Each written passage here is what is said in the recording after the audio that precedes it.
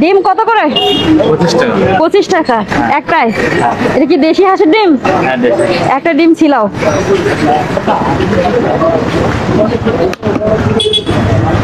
ডিম কি কিনে নেওয়া হয় নাকি বাড়ির? সবগুলো কেনা। কেনা। আচ্ছা, দিনে কয়টা করে ডিম খাওয়া হয়? আমি খাই। হ্যাঁ, কয়টা করে ডিম খাওয়া হয়? 2টা খাই। 2টা? আচ্ছা, এই ডিম কি ভালো হবে? হ্যাঁ। প্রত্যেক দিন একটা প্রত্যেক দিন কেনা হয়? হ্যাঁ।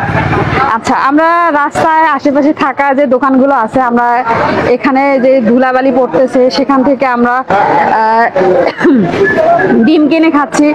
আসলে এটা আমাদের শরীরের জন্য ভালো কিনা আমরা আজকে এই ভাইয়ের দেখি পরীক্ষা করব।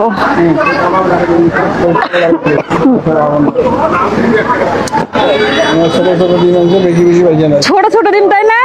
তাহলে 25 টাকা করে বেশি হয়ে যাচ্ছে না? আচ্ছা শুনেন, এই ডিম ভালো কিনা আমি আপনাকে 500 টাকা দিব। কথা হচ্ছে ডিম আপনাকে খেতে হবে।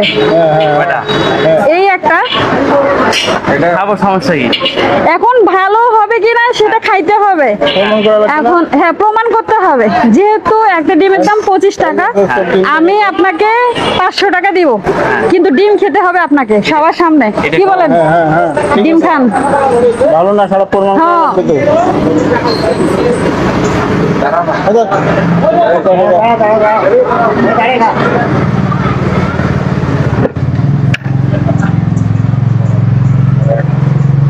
এখন আমরা দেখবো এইটুকু ডিম কিসের 25 টাকা। এটা বেশি হয়ে যাচ্ছে না? এটা তো শহর না। ডিম কত? কত চাই? এই কথা বলতেছি, ডিম 25 টাকা আপনি নিলেন? হ্যাঁ, অ্যাকাউন্ট দিলেন।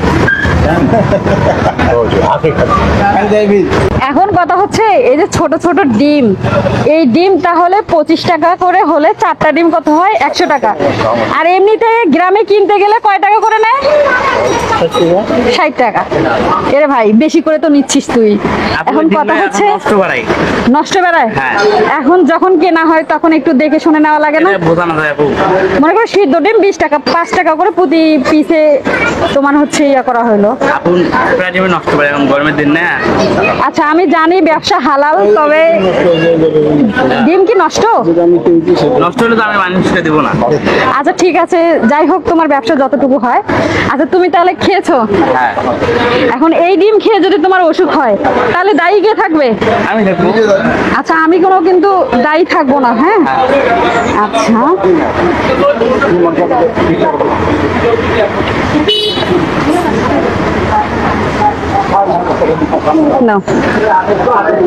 তবে ডিমের দামটা একটু কম করে রাখবা।